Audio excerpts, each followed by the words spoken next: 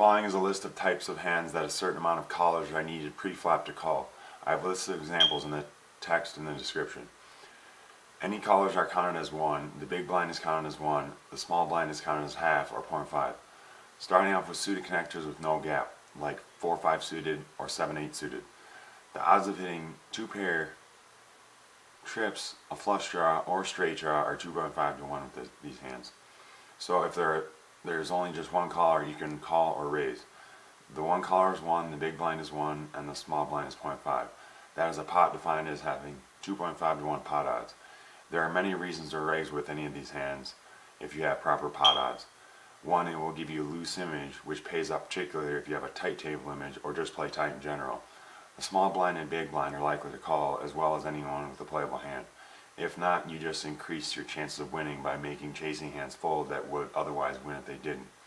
Just as well, you beef up the pot, allowing anybody paying to see the flop continue calling all the way to the showdown by giving them proper and reverse implied odds to call, all the way to the river to reveal your monster hand, putting them on tilt to continue making mistakes and then crying on the river as you snag and attract the whole pot to your chip stack.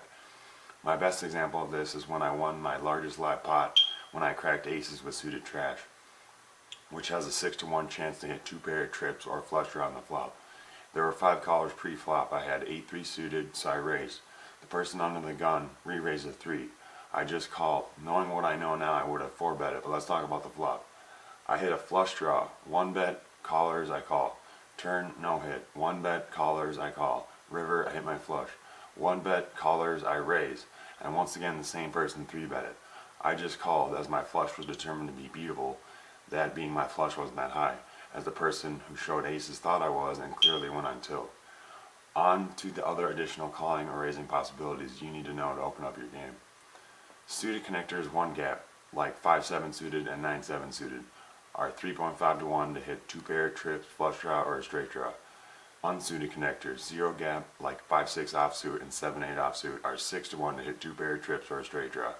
Unsuited connectors 1 gap, like 5-7 offsuit and 7-9 offsuit, 9 to 1 to hit 2 pair trips or a straight draw. Finally, pocket pairs, which are 8 to 1 to hit trips on the flop. If you're on the small blind, it opens up your calling range with these specific hands. For example, if there are 3 callers while you're in the small blind, that's 8.5 to 1 odds. And you can easily call with any pocket pair to see if you can hit trips.